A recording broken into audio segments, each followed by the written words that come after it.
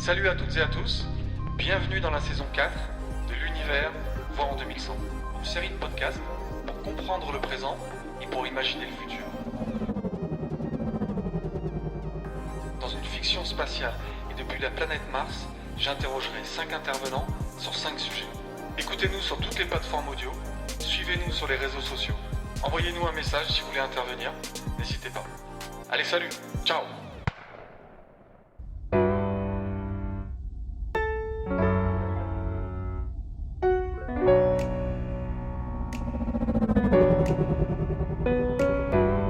Putain, à chaque fois je me trompe de note. Je suis con quoi. En plus je crois que j'ai le blues, sans blague. Ça fait tellement longtemps que j'ai pas fait de restaurant sur Terre. Waouh. Ici il y a que de la bouffe lyophilisée, ça devient dur. Mais je vais appeler mon pote Pascal. Pascal il est avec Chicandier.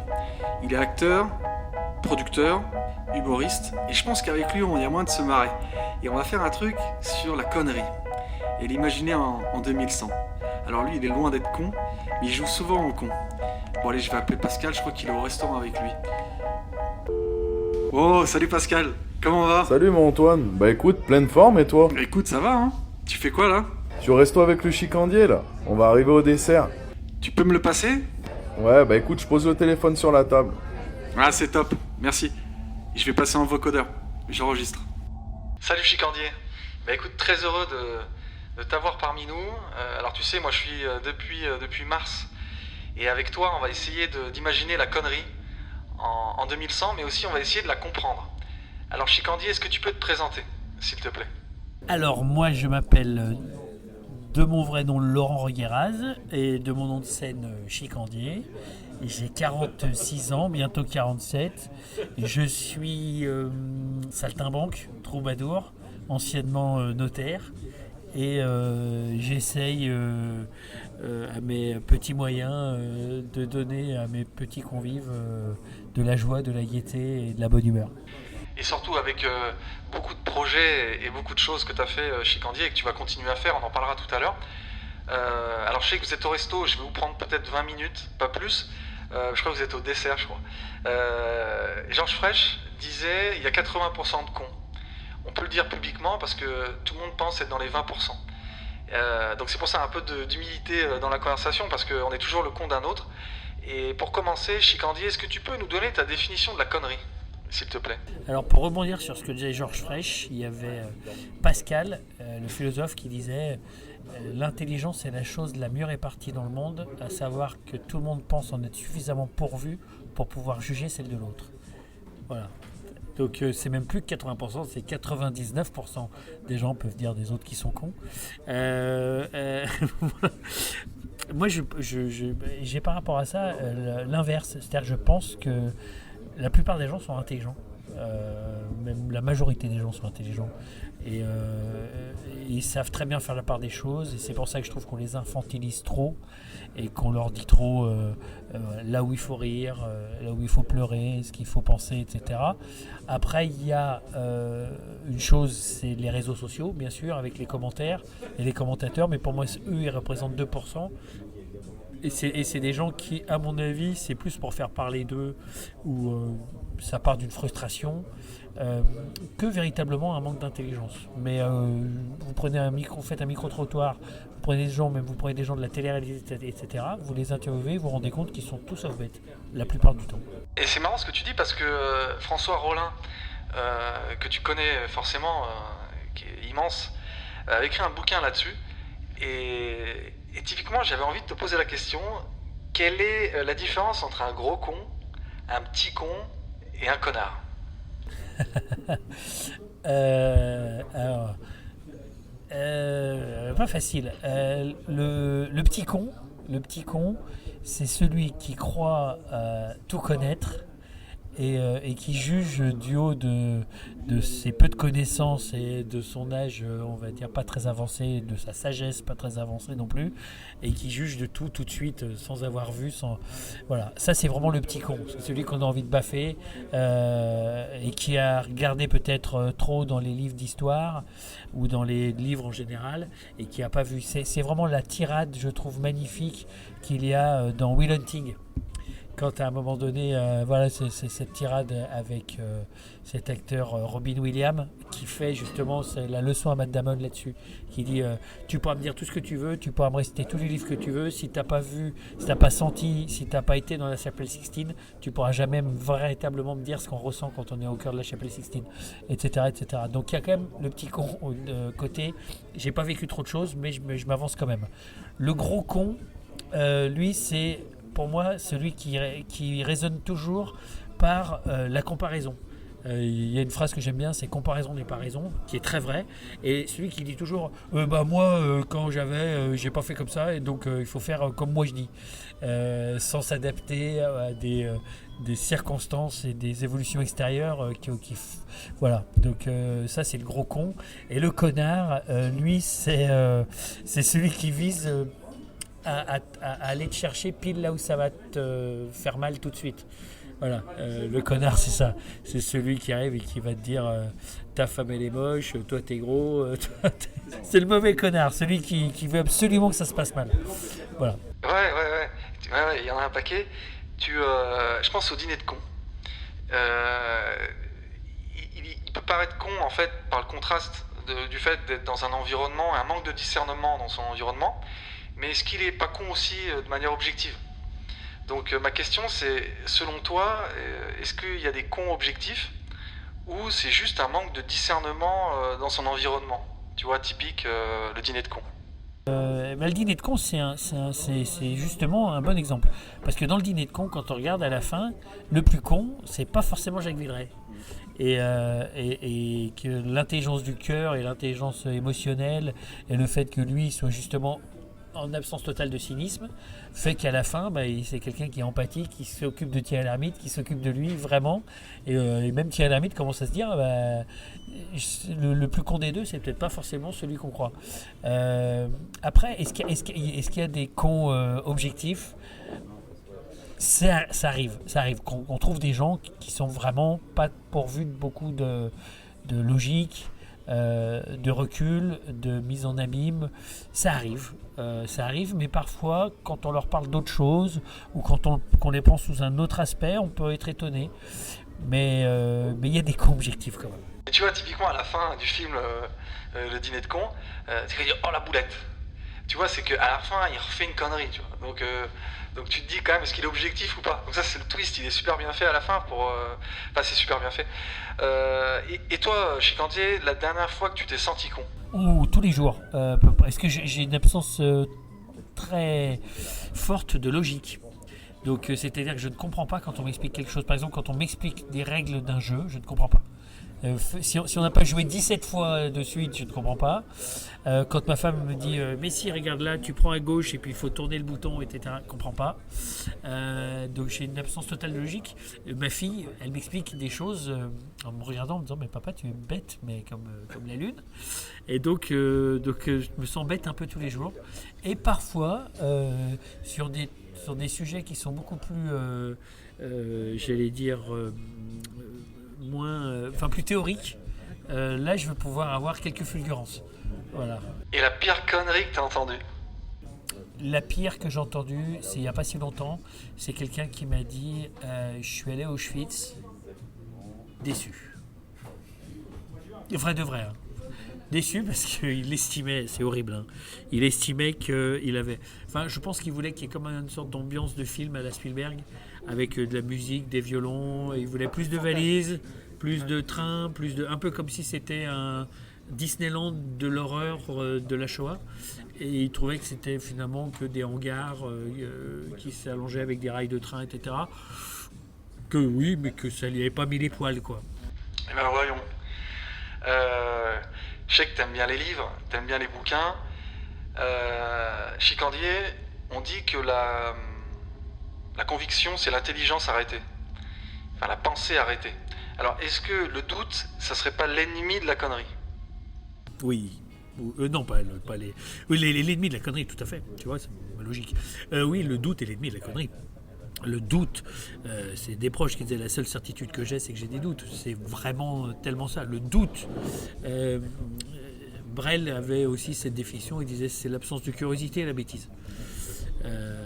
Donc bien sûr, il faut toujours douter, toujours se remettre en question, toujours penser qu'on n'a pas pignon sur rue sur rien et aucune idée à arrêter, et qu'on peut effectivement écouter l'autre et peut-être même apprendre des choses. C'est pas superflu. Ouais, c'est pas superflu. Chez Candier, j'ai une question conne, typiquement. Est-ce que les connards se reconnaissent entre eux? Ça je sais pas, mais les connards, parce que t'as des connards magnifiques et sympathiques. Le connard, ça peut être celui qui t'entraîne évidemment jusqu'au bout. Ils le disent maintenant beaucoup sur les réseaux sociaux, c'est quand t'es ivre-mort et que pose encore un dernier verre, voilà, il t'en connard toi, hein. Après ça peut être le mauvais connard, ouais, le petit connard, ça c'est le petit connard.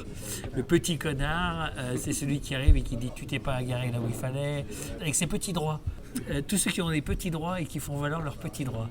Ça, c'est vraiment le petit connard. Puis t'as le grand connard, et t'as le connard sympa quand même. T'as le connard de soirée, où là, tu te regardes, c'est vraiment... dans les yeux, tu vois l'œil du connard, qui l'autre dit, je n'ai aucune limite. Ouais, la connarderie. Chicandier, comment tu vois la connerie en 2100? En toute humilité, bien sûr. La connerie va toujours évoluer, puisque la connerie, elle est nécessaire, parce que elle est là pour lutter contre, on va dire, la monotonie ambiante. Donc il y aura toujours à un moment donné deux personnes qui vont se regarder en disant, comme quand tu deviens copain en classe en 6e et que ça devient ton meilleur ami, et que tu vois bien qu'il y en a un qui a envie d'être con, quoi, et qui a envie que les règles ne s'appliquent pas, d'être des troubles faits, des troubles, des empêcheurs de tourner en rond. Voilà, heureusement qu'il y aura ça. Donc tant qu'il y aura des règles, il y aura de toute façon de la connerie. Et tant qu'il y aura de l'intelligence, comme disait Gainsbourg, la connerie c'est la décontraction de l'intelligence. Donc tant qu'il y aura de l'intelligence et des règles, il y aura de la connerie. C'est marrant parce que tu parles d'évolution de la connerie, comme si elle suivait l'évolution de la société. On a fait ça par effet miroir aussi avec Jérôme Pierrat sur le grand banditisme. C'est marrant de dire ça. Du coup, la question que j'ai envie de te poser, c'est comment toi tu imagines la société en 2100, de manière générale? Et selon moi, il y a plusieurs options. Et dans une de ces options, ça peut être soit un retour au Néandertal, donc ce qu'on peut voir dans les films d'anticipation, Mad Max, il y a une explosion atomique, il y a eu je sais pas quoi, et ce qui fait qu'il y a eu des guerres, que tout est ravagé, et donc on a une civilisation qui est brutale, épaisse, dominée par justement la brutalité, le machisme, la dégueulasserie, et on revient vraiment à des coutumes à la viking, soit effectivement on a été dominé par le monde de l'intelligence artificielle, et là on est dans Matrix, ou en tout cas on est dans un humain qui n'est plus vraiment maître de son destin. La connerie peut être salvatrice, c'est-à-dire celui qui veut se libérer. On voit qu'aujourd'hui, il y a des gens qui veulent moins connaître de choses. Il y a des gens qui veulent pas avoir accès aux ordinateurs, pas avoir accès à l'information, pas avoir accès aux réseaux sociaux, pas avoir accès à tout ça, se détacher de plus en plus, revenir à des valeurs que sont la nature, les rivières, les fruits, la culture, etc. Enfin la culture, l'agriculture, et qui veulent plus du tout avoir une soif de connaissances qui peut-être ne sert plus à grand chose. À partir du moment où c'est lire, écrire, qu'on connaît le corps humain, qu'on connaît ce qu'on connaît, peut-être qu'on n'a pas à connaître l'intégralité des séries Netflix, ni Amazon Prime, ni tout ce qui se passe, quoi. Ouais, ça me fait penser, j'avais regardé une conférence d'Alexandre Astier, et il disait la curiosité c'est pas forcément un atout, c'est souvent lié à l'intelligence, tout ça, mais alors lui qui est vraiment très curieux pour le coup, mais lui il disait effectivement que c'est pas forcément, et dans le futur sûrement, c'est pas forcément un gage d'intelligence. Oui, savoir peut-être limiter ses connaissances à son apport en bonheur normal.